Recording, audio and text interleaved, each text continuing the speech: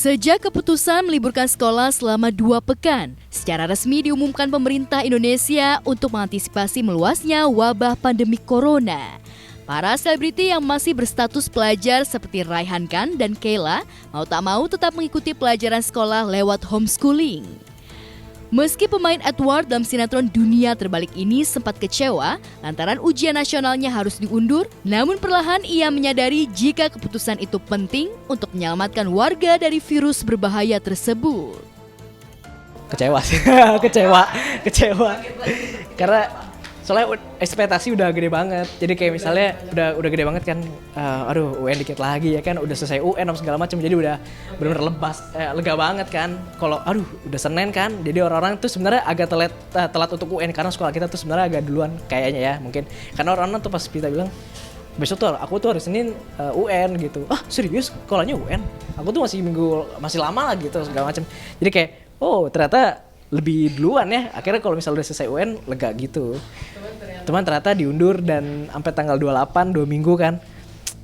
Ya udahlah, kita terima nasib aja untuk kebaikan semuanya juga. Aku sih sebenarnya pengennya sekolah ya, soalnya kan kalau diliburin bosen juga, nggak ada kegiatan. Kalau sekolah kan enak, jadinya bisa ketemu teman. Tapi kalau kayak gini jadinya bosen. Sebenarnya ada 2 apa kalau nggak salah. 2 tuh sebenarnya nggak cuma saya doang sih. Banyak juga yang sekolah reguler biasa segala macam. Tapi karena pilihan homeschooling mungkin karena mereka juga merasakan ya capek lah gini-gini segala macam. Dan itu wajar aja sih. Sebenarnya banyak orang yang rekomendasiin homeschooling. Banyak orang yang rekomendasiin homeschooling. Ren, kenapa nggak homeschooling aja, kan lebih enak gitu segala macam. Cuman saya tuh lebih mikir kayak sekolah reguler tuh bagus juga karena di sini juga lingkungannya tertutup. Kalau misalnya kita homeschooling juga bakal lebih tertutup lagi, kita nggak punya sosialisasi untuk teman apa segala macam. Kalau di sekolah reguler kan kita punya banyak teman, kita bisa merasakan masa-masa SMA juga. Apalagi saya SMA sih, saya paling nggak mau banget ngelewatin masa-masa SMA gitu ya. Dan ditambah juga dari pihak sekolah SMK Al-Basyariah, dia dari pihak sekolah mengizinkan dan ya diperbolehkan, tapi dengan konsekuensi tugas harus dilaksanakan gitu segala macam. Terus pelajaran juga nggak ketinggalan dan setiap ulangan jangan sampai alfa gitu segala macam ya. Dan dari Dunia Terbaliknya pun juga kita sama-sama bekerja sama dengan pihak sekolah. Alhamdulillahnya begitu. Diliburkan.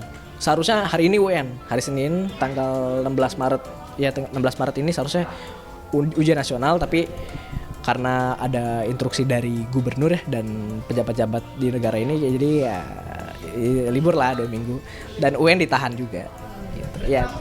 Dulu sempat sebelum syuting Dunia Terbalik aku homeschooling, tapi aku pikir bosan, jadinya aku pengen sekolah formal aja biasa. Aku yang minta, mamaku sih bilangnya biar nggak capek homeschooling aja, tapi aku maunya sekolah biasa.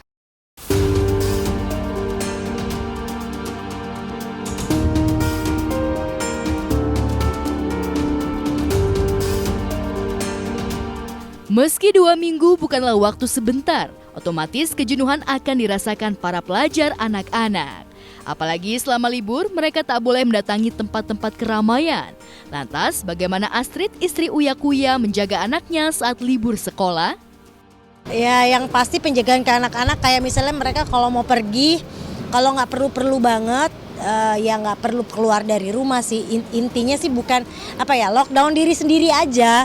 Jadi kalau memang kalau gue sih, kalau buat anak-anak gue kan mereka diliburin dari sekolah, ya nggak usah pergi kemana-mana, di rumah aja. Even mereka katanya mau main, mau kemana, gue bilang nggak dulu deh, nggak pernah nyetok ke hal-hal yang seperti itu, karena buat gue nggak lah, cuma seperlunya aja. Kayak misalnya gue beli sebulan nih misalnya, ya kayak hand sanitizer tuh udah pasti gue beli, paling ya cuma 2 botol kayak gitu-gitu aja sih, nggak nyetok. Nah ini jangan salah paham, jadi yang tadi Bang Billy bilang, jadi masyarakat Indonesia tuh kadang salah kaprah.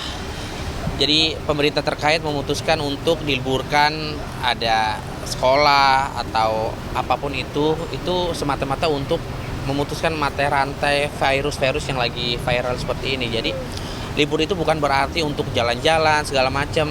Contoh kayak misalkan Bang Billy waktu itu syuting sama partner Bang Billy ke suatu tempat yang biasanya rame banget, tiba-tiba alhamdulillah udah kondusif, dalam arti udah kosong gitu loh, karena memang untuk mencegah kontak langsung secara keseluruhan gitu. Jadi sekali lagi peringatan, kalau nggak penting-penting banget janganlah untuk keluar liburan ke puncak atau apapun itu.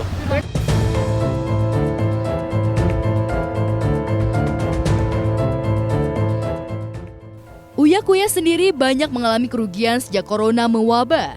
Namun meski begitu, tak lantas mengurangi niatnya untuk berbagi dengan yang lain, terutama sumbangan masker yang harganya kian meningkat. Netizen mengusulkan segala macam. Sebelum adanya virus corona itu, gue udah bagi-bagi yang namanya hand sanitizer ke jalanan. Gue udah namanya bagi-bagi masker ke jalanan. Cuman nggak pernah diliput. Jadi karena buat gue buat apa? Karena kan gue memang memberikan buat mereka. Jadi nggak usah, bukan yang nggak usah ya, maksudnya gue nggak, sebelum heboh-heboh seperti ini gue udah melakukan hal itu. Dikeluarin gue kayak minggu depan ke Jepangnya gue cancel. Tiket enggak, tiket nggak bisa dibalikin, tapi bisa ditunda. Hotel 40 juta lebih. Ya udahlah. Pesawat nggak bisa diganti, tapi bisa dimundurin.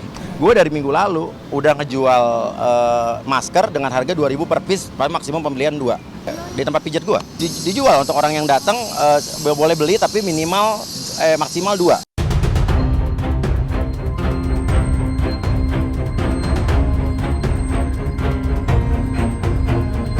Sementara Ruben Onsu mengaku sambil terus waspada namun tetap menjalani aktivitasnya seperti sedia kala.